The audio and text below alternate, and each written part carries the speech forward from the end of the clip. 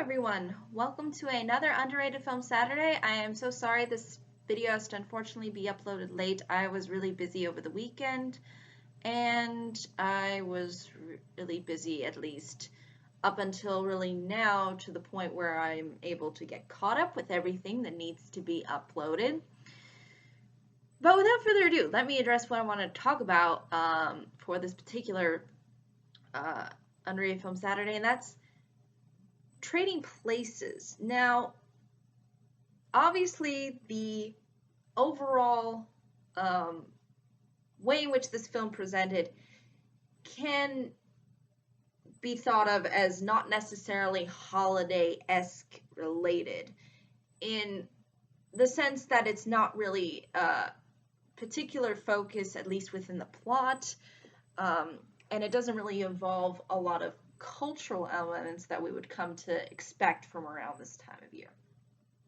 But despite that, I still feel that it still maintains a certain level of, I think, relevancy into the fact that it does take place around that time of year, and also to maybe various messages that it's kind of trying to get across, that I think we've seen in actually other holiday oriented or maybe even holiday related content. So I'm addressing it through that point of view, and also by the fact that or at least in general, this film, although when it initially came out, it was fairly successful and got a lot of attention and praise, I don't think it's as focused on as a comedy compared to maybe some other films that came out during roughly around that period.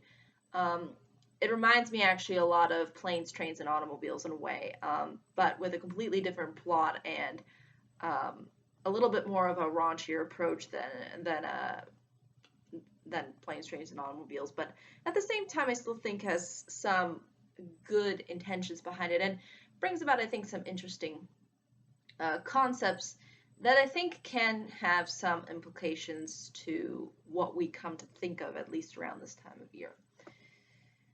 So, this particular film revolves around Louis Winthorpe III, played by none other than Dan Aykroyd, and he is a commodities broker. Now, in case you don't know what a commodities broker is, the best way I can describe it, it's kind of like gambling. It's kind of like, the stock market. It's kind of, you're just gambling as to how much the price is going to go up or down on commodities. So, and they have these really random ones within the film, like orange juice and and just random stuff. It's really strange. I think even coffee is also another one, another big one actually.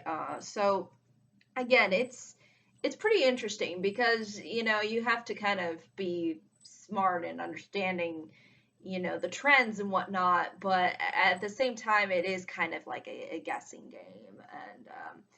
And you'll kind of see too how once the places are traded, that the job itself is actually maybe not as it's not as intense or really as productive as people would imagine, but there's a lot of money in it. So basically, Dan Aykroyd's character ends up trading places, and I'll kind of discuss more what trading places means, but the character that he trades places with is a homeless man named Billy Ray Valentine, played by none other than Eddie Murphy. Now, what I mean by trading places is that there's two other characters that you will see within the film that really do establish, in a very kind of brilliant and yet very messed up kind of way, but these two characters that are sort of the higher ups within at least the company that Lewis really works for. Basically, make a bet on trading the places between uh, Eddie Murphy's character and Dan Aykroyd's character. In other words, they make it so that um, Eddie Murphy's character is the commodities broker, so he takes on Dan Aykroyd's job, and Dan Aykroyd takes on the job of being a homeless man. So that's how they sort of trade places. And there's a very elaborate scheme that is concocted so that this bet kind of goes through. And I guess they're betting on whether or not um, uh, Eddie Murphy is just as capable of doing the job as Dan Aykroyd's character. And uh, what I think actually works really well to the film's advantage is, for one, the comedy. Obviously, the comedic value that is, I think, attributed to this whole setup is just brilliant. I mean, and what is also, I find, really in depth and actually good about this particular film is that it doesn't side really with, you know, rich bad, poor good, or whatnot. You'll even see within the beginning how Eddie Murphy's character, he kind of lies in order to get money. Um, so again, it is really, I think, playing into the idea that it's not an us against them kind of thing. It's more of against, corruption. And you kind of see how once this trade is established, um, you'll realize how at least both characters realize that they were conned, and they kind of go after the two men that were trying to, create this bet and, really mess with their lives as a form of revenge. So again, I think that's really the real essence of this film. Now, what I think can be attributed at least to the fact that it takes place, at least for the majority of it, throughout the holiday season, is the whole idea of that we kind of do talk up about, giving and giving those to less fortunate, and um, kind of preaching the idea of you know, kind of don't judge this book by its cover or whatnot. And I think here this really shines through because you can see it through both the perspectives of um, Eddie Murphy's character, Billy Ray Valentine, and through Dan Aykroyd's character, Lewis, because you ultimately see how they come together to ultimately really solve the problem and sort of take their lives back, so to speak. Um, and that's kind of, I think, the importance to kind of understand when it comes to, um,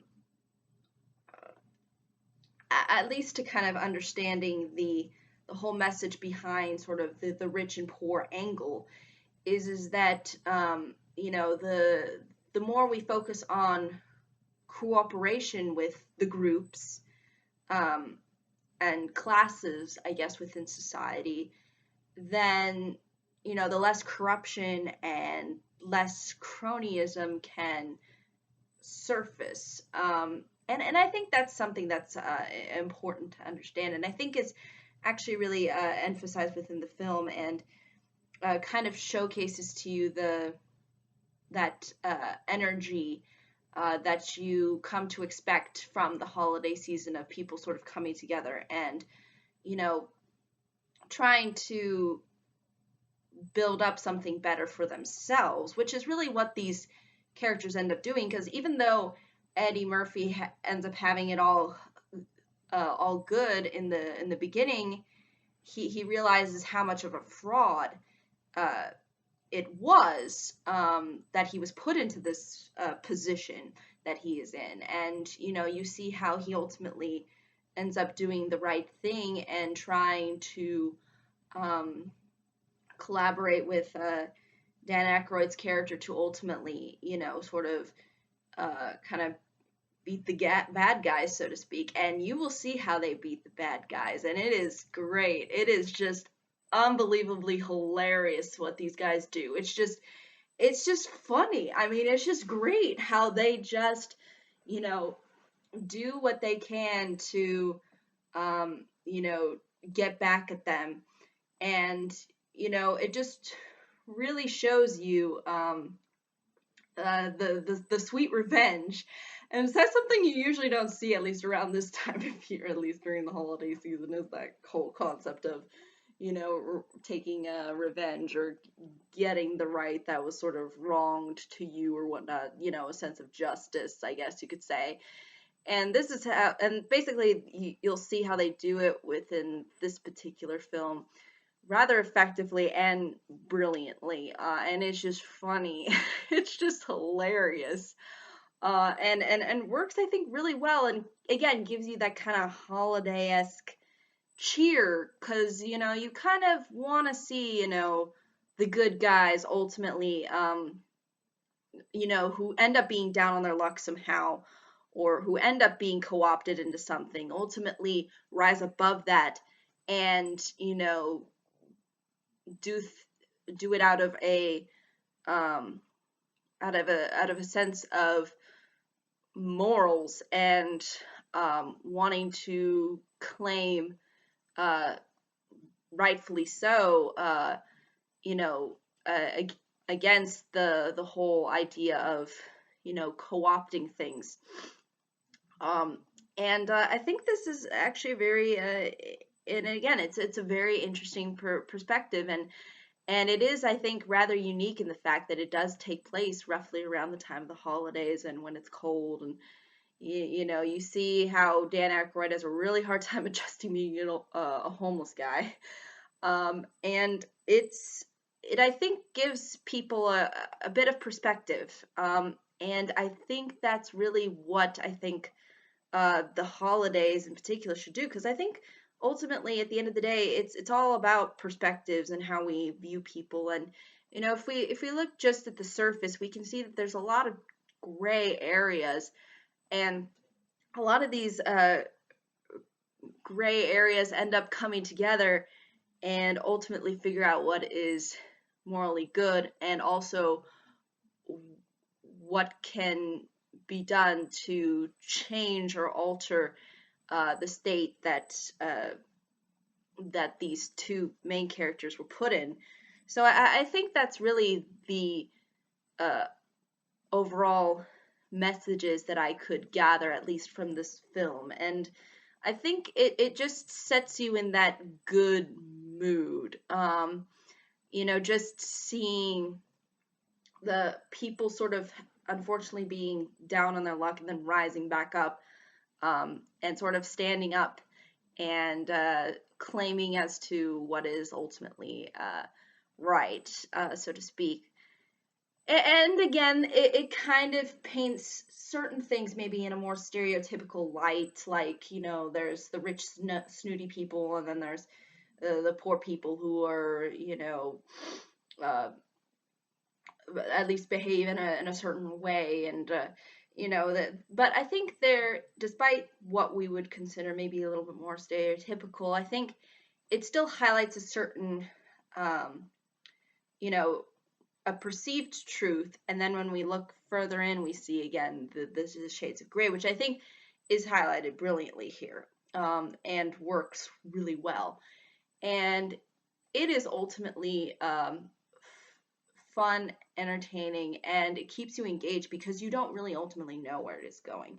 And this is, I think, really does showcase really brilliant writing here. Like, this is really well constructed writing. Like, in the same way, you know, Planes, Trains, and Automobiles has that, you know, factor of you don't really know what's gonna happen or where these characters are ultimately gonna end up or go, or how they're going to get out of whatever they're in. And this is the same with this particular film. So I think it's overall well done, and I think it did deserve the praise that it got when it was initially released. Unfortunately, I think it has been one of the more overlooked Eddie Murphy films, even Dan Aykroyd films too. And again, I don't think a lot of people consider this a holiday film since it is not technically holiday-esque related, but I still think brings up to light certain things that we come to at least know around this time of year. and kind of bring out the holiday cheer. And even though, again, it's not directly related to a specific holiday, it sort of reflects on certain ideas that I think are relevant, and I think that has a lot to do with um, the way in which we perceive each other based upon the uh, based upon what's on the surface and our economic kind of class. But again, that's, I think, ultimately, though, all I can say. However, if there are any questions, comments, concerns, I'd be more than happy to answer them. Thank you so much for watching. I hope you all have a pleasant day, week, month, and year, and I hope to see you all in the next video. Take care. Bye-bye.